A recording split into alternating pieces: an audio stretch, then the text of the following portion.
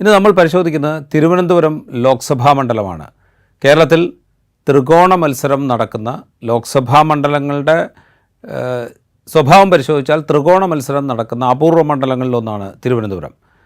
എന്തുകൊണ്ട് ത്രികോണ മത്സരം നടക്കുന്നുവെന്ന് ചോദിച്ചാൽ 2014-ലും 2019-ലും ബി ജെ പി ഉൾക്കൊള്ളുന്ന അല്ലെങ്കിൽ ബി ജെ പി നേതൃത്വം നൽകുന്ന NDA രണ്ടാം സ്ഥാനത്തെത്തിയ കേരളത്തിലെ ഏക മണ്ഡലമാണ് തിരുവനന്തപുരം. അത് പറയുമ്പോൾ ബി ജെ പി രണ്ടാം സ്ഥാനത്തെത്തിയെങ്കിലും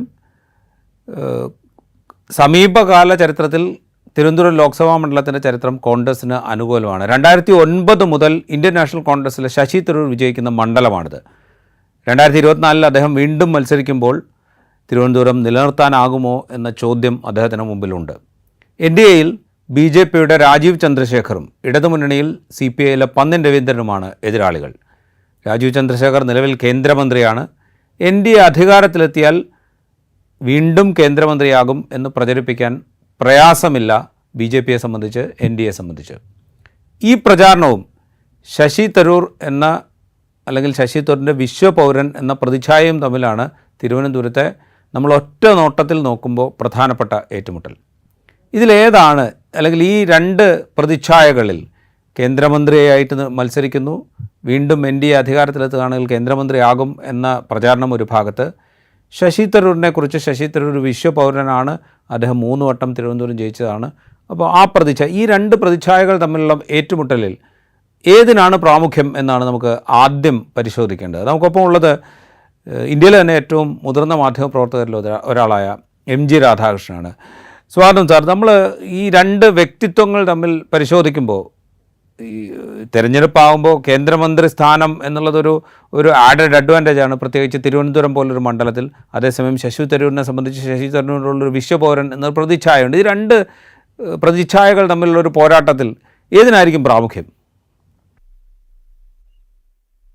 രാജീവ്, ഈ കേരളത്തിലെ 20 ലോക്സഭാ മണ്ഡലങ്ങളിലും തെരഞ്ഞെടുപ്പ് നടക്കുമ്പോൾ ഒരു പക്ഷേ ഏറ്റവും അധികം വാശിയേറിയ ഒരു മത്സരമാകാൻ പോകുന്നത് തിരുവനന്തപുരത്തായിരിക്കും എന്നുള്ളതിനെപ്പറ്റി ഒരു സംശയവുമില്ല. അതിന് പല കാരണങ്ങളുണ്ട്. അതിലൊന്ന്, ഇപ്പോൾ രാജീവ് പറഞ്ഞതുപോലെ ഈ മത്സരിക്കുന്ന രണ്ട് പ്രധാനപ്പെട്ട സ്ഥാനാർത്ഥികൾ ദേശീയ തലത്തിലും ഒരു പരിധിവരെ അന്തർദേശീയ തലത്തിലും ശ്രദ്ധ നേടിയിട്ടുള്ളവരാണ്. ഒന്ന് ഡോക്ടർ ശശി തരൂർ ആണെങ്കിൽ, രണ്ടാമത്തെ ആൾ രാജീവ് ചന്ദ്രശേഖർ.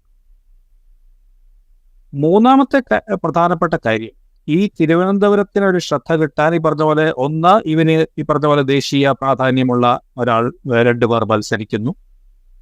2, BJP കേരളത്തിൽ രണ്ടാം സ്ഥാനത്ത് വന്ന ഒരേ ഒരു മണ്ഡലമാണ് തിരുവനന്തപുരം ലോക്സഭാ മണ്ഡലം. കഴിഞ്ഞ തവണ മാത്രമല്ല, അതിനു മുമ്പ്. അപ്പോൾ BJPക്ക് വിജയത്തിന്റെ അടുത്തെങ്കിലും വരാൻ സാധ്യതയുണ്ടെന്ന് അവർ കണക്ക് കൂട്ടുന്ന ഒരു പ്രധാനപ്പെട്ട മണ്ഡലമാണ്.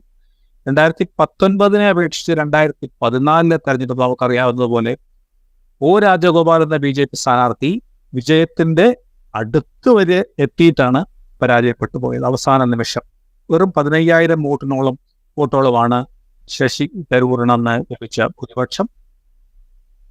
2019 വീണ്ടും ശശി തരൂർ അദ്ദേഹത്തിന്റെ 2009 പോലെ അദ്ദേഹത്തിന്റെ ഭൂരിപക്ഷം 100,000 ഉയർത്തുകയും, അപ്പോൾ ഒരു V ഷേപ്പിലാണ് ശശി തരൂരിന്റെ ഭൂരിപക്ഷത്തിന്റെ വളർച്ച. ആദ്യം വളരെ 100,000 പിന്നെ 15,000, വീണ്ടും 100,000. അപ്പൊ ഈ രണ്ട് പ്രധാനപ്പെട്ട കാരണങ്ങൾ കൊണ്ടും ഏറ്റവും രൂക്ഷമാകുന്ന മത്സരം, ഏറ്റവും ശ്രദ്ധ ആകർഷിക്കുന്ന മത്സരം, ഇത് രണ്ടുമാണ് ഇവിടെ ഏറ്റുമുട്ടാൻ പോകുന്നത് എന്നുള്ളതിനെ പറ്റി ഒരു സംശയമുണ്ട്. ശശി തരൂർ തീർച്ചയായിട്ടും അദ്ദേഹത്തിന് ഒരു അത്ലറ്റ് തികച്ചു കഴിഞ്ഞിരിക്കുന്നു. അദ്ദേഹം ഒരു തീരെ അപരിചിതനായി വന്ന ആദ്യത്തെ തെരഞ്ഞെടുപ്പ് മുതൽ അദ്ദേഹം ഇന്ന് തിരുവനന്തപുരം മണ്ഡലത്തിൽ ഒരു ശക്തിയോടെ മറ്റൊരു എതിരാളി പോലും എന്താ പറയുക, അദ്ദേഹത്തിന്റെ അടുത്തെത്താൻ പറ്റാത്ത രീതിയിൽ അദ്ദേഹത്തിന്റെ ഒരു ശക്തി ഇവിടെ ഉറപ്പിച്ചു കഴിഞ്ഞിരിക്കുന്നു. ഒരു പക്ഷേ ഇടതുപക്ഷം പോലും പറ്റിയ ഒരു സ്ഥാനാർത്ഥിയെ കിട്ടാനില്ല എന്ന് സംശയിച്ച ഒരു മണ്ഡലമാണ് തിരുവനന്തപുരം. അങ്ങനെ കേരളത്തിൽ അങ്ങനെ ഒരു അവസ്ഥ ഉണ്ടാവുക എന്നുള്ളത് വളരെ വളരെ എന്താ പറയുക, വിചിത്രമായിട്ടുള്ള ഒരു കാര്യമാണ്. അപ്പൊ അങ്ങനെ അത്രയ്ക്ക് തിരുവനന്തപുരം ആണെങ്കിൽ വാസ്തവത്തിൽ പല കാലങ്ങളിലും വളരെ പ്രവചനാതീതമാക്കിയ ഫലം നൽകിയ ഒരു മണ്ഡലമാണ്. പലരും ധരിച്ചിരുന്ന പോലെ ചിലപ്പോൾ വളരെ പ്രശസ്തരായവർ പരാജയപ്പെട്ടു, വളരെ പ്രശസ്തരായവർ വിജയിച്ചു. വി കെ കൃഷ്ണമേനോൻ ജയിച്ചു, എം.എൻ. ഗോവിന്ദനായർ ജയിച്ചു, പിന്നെ ഒന്ന് തോറ്റു. എം.എൻ. ഗോവിന്ദനായരെ നീലലോഹിതദാസിനെ പോലെയുള്ള അന്നത്തെ ഒരു ജൂനിയർ നേതാവാണ് പരാജയപ്പെടുത്തിയത്.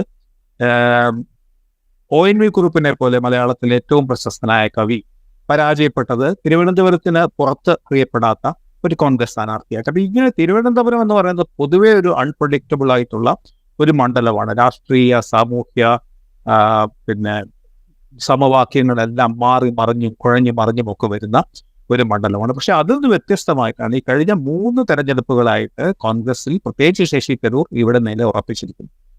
അപ്പോൾ അതുകൊണ്ട് പക്ഷെ അവിടെ ഇത്തവണ എന്താണ് മാറ്റം വരാൻ പോകുന്നത് എന്നുള്ളതിനെ കുറിച്ചാണ് വാസ്തവത്തിൽ നമുക്ക് ചില സ്പെക്കുലേഷൻ നടത്താവുന്നത്.